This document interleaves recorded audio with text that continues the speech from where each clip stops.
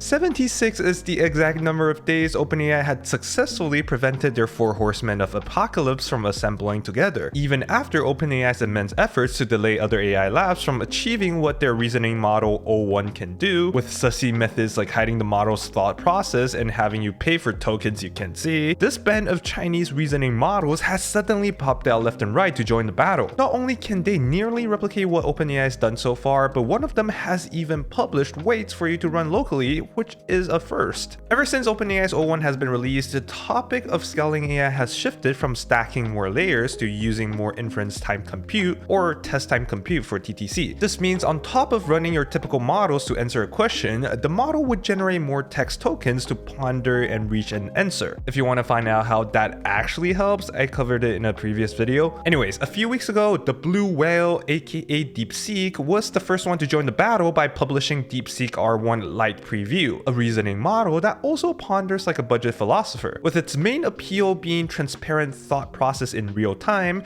it was definitely a bit personal. If you use both O1 and R1 side by side, one definitely offers a better experience than the other, but performance-wise, DeepSeek R1 Lite Preview, as its name suggests, is a lightweight model that's still in its early preview stage, and they most likely have rushed it to show it to the world, so it's not better than OpenAI O1, of course. For example, I gave this basic reasoning question calculating how many days are between September 12th and November 27th, and with the answer being 76 days, O1 Mini, which is the faster and cheaper version of O1 Preview, got it right 4 out of 5 times, O1 Preview got it right 1 out of 5 times, and DeepSeek R1 didn't get it right at all. The outcome may have been expected, but O1 Preview getting 1 out of 5 definitely caught me off guard. So me being unsure, I asked GPT-4o. It told me that it is 76 days. 5 out of 5 times. Yeah, right guys, so much for test time compute scaling law. And I actually don't know how many times I recounted the answer manually because of this. 1, 2, 3, 4, 5, 6, 7, 8, 9, 10. Plus 2 plus 4. Yeah, it is 76 days. And as you can see, I am actually going mentally insane, and that was not the plan. So allow me to tell you about today's sponsor, nyuu.ai, to cool down a bit. Are you sick of paying ChatGPT, Claude, and Midjourney $20 each every single month? What if I tell you there's a place you only need to pay $10 for to access all these models? nyuu.ai is an all-in-one platform that provides you access to all the top-tier text generation models, image generation models, and web search functionalities. Ranging from Claude, GPT-4o, Grok, Mistral, Llama, Gemini, Midjourney, Flux, Stable Diffusion to DALL-E, all you need to pay is $10 for all of these models, which is already cheaper than paying for any one of their monthly subscriptions. So if you want to save some bucks while being able to use all of these state-of-the-art models, definitely check out nyuu.ai using the link down in the description. And thank you nyuu.ai for sponsoring this video. Alright, I feel slightly better now because I'm just a chill guy.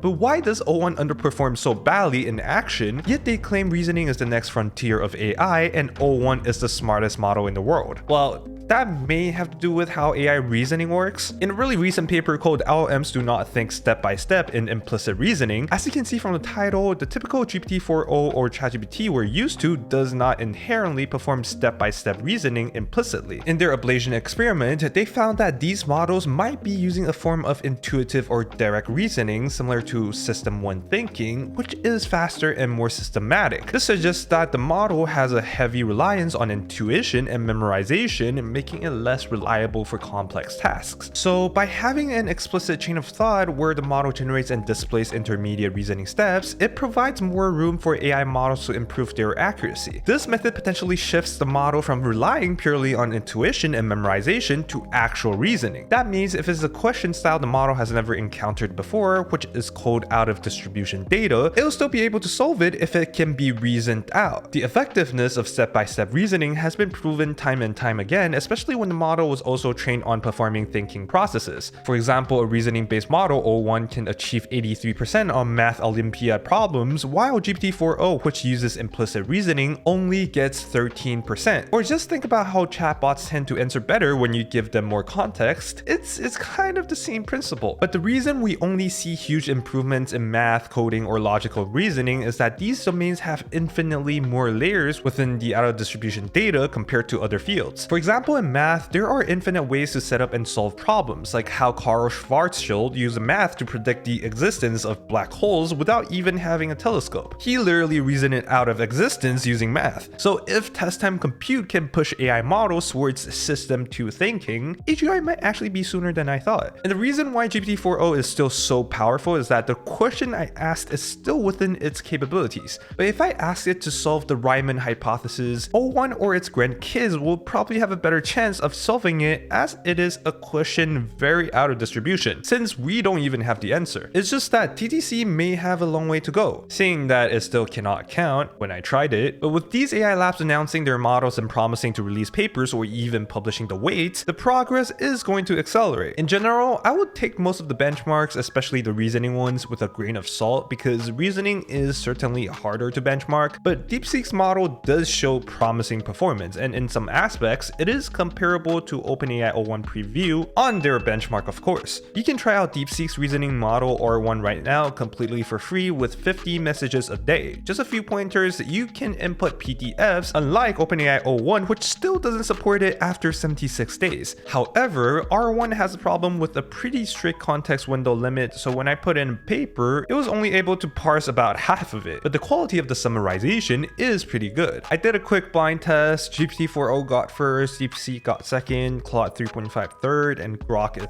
fourth, but this result is just based on my own preference. DeepSeek also published the scaling law of their experiments with reasoning models so far, which seems pretty aligned with what OpenAI has previously predicted. As for the other releases, QwQ by Quinn is probably the most hype, with them actually releasing a model, QwQ32b preview, which I am definitely going to experiment with in the future. Benchmark wise, it's an absolute pleasant surprise across the board, especially given that this is the first model with performance this strong paired with a parameter count, which is 32 billion parameters. So now we have a good idea of the scale that the TCC models operate at. And since the model is open weights, we got some pretty good third-party evaluations. In this benchmark by Wolfram Ravenwolf in the MMLU Pro CS category, QwQ at 8-bit EXL2 quantization overtakes Llama 405b, Mistral 123b, and even the latest GPT-4o in these tests. Keep in mind, this is a quantized 32b model, so even with a debuff,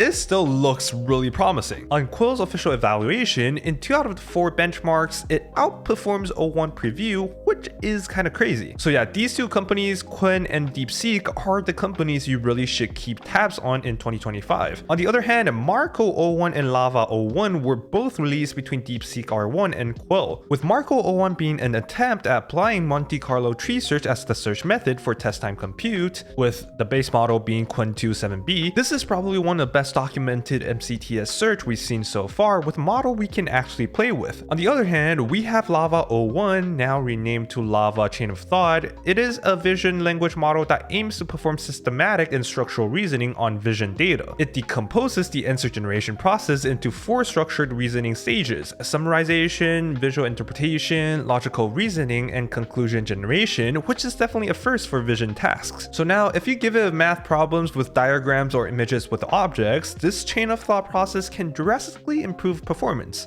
Theoretically, because they haven't released the model, but the chain of thought method outperforms its non-chain of thought counterpart by nearly 9%. This is achieved through fine-tuning unstructured data in a novel inference time scaling method called stage level beam search, where the AI generates multiple options at each stage and evaluates their quality, then pick the best option. This does give me hope for models being able to explain a graph or a diagram for me, because right now that's something all LLMs are still struggling with, and TTC might be able to help with that. And before I end this video, let me show you guys this research that aims to replicate OpenAI O1 called O1 Journey. In part 1 of the research, released on October 8th, they introduced a new training paradigm called Journey Learning, which synthesizes long reasoning processes. They also proposed the first model to successfully integrate search and learning in mathematical reasoning. On top of that, they released a part 2 paper a few weeks ago, which found that replicating O1 through distillation works pretty well, essentially training on the generation outputs of O1. I have a video about what distillation is, so if you want to learn more, you can check it out. And yeah, the search process that they have incorporated includes trial and error, correction, backtracking, and reflection, making this the first effective documented approach for complex reasoning tasks. So this is definitely a good paper to read first while we all wait for DeepSeek and Quinn to release their technical reports or papers. And if you like today's collection of papers, definitely check out my newsletter where I cover the latest and the hottest research papers that I might not even have time to make videos about. It is a weekly issue that contains both the latest AI research breakdowns and news, so don't miss out. Thank you for watching. A big shout out to Andrew Lescelius,